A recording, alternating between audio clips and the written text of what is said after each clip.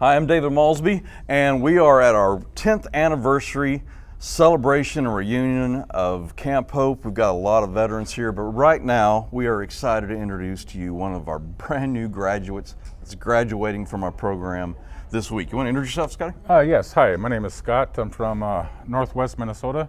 I was active duty in the U.S. Navy, 92 to 94. Spent most of my time overseas, Persian Gulf, and then at the end there, Operation Continued Hope, or Restore Hope in Kenya and Somalia. Lots of stories out of Somalia, obviously, and in Kenya, a lot of trauma. At some point, PTSD was evident in your life. What was going on?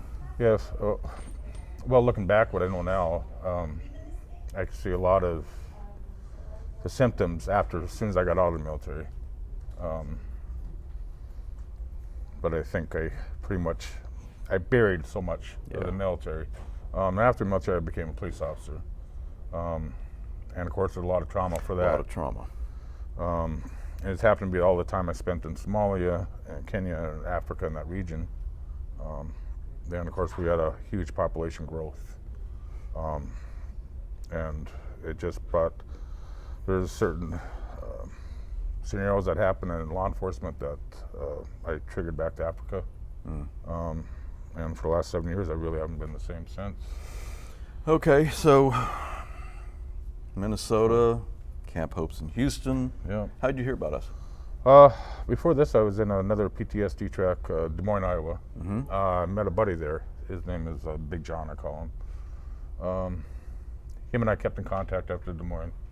And I went there so I could do surgeries, do for open heart surgery, but I have some medical issues at that time. So anyway, I went to that PTSD for alcoholism and for trauma. I got done with that. Thought I was strong enough to do the surgeries. They said no. Then I kind of said F it. I thought, well, if no one wanted me to, I didn't want to live anymore. I thought if the doctors didn't want to do surgery on me, I kind of went downhill. So I started drinking again. And my buddy Big John knew I was going downhill, that I was just trying to drink myself to death.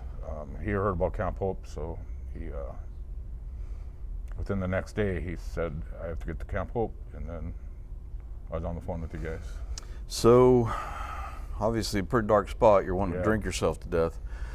You come into Camp Hope. You're now graduating. Yes. What's changed for Scott? The biggest thing that's changed for me is my connection with God. My spiritual, everything. Believe in the Word of God.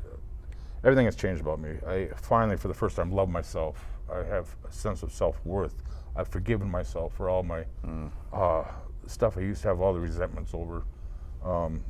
Not seeing my kids all the time. Like, I haven't seen my kids on mostly probably 4 or 5 years, other than maybe a hug now and then.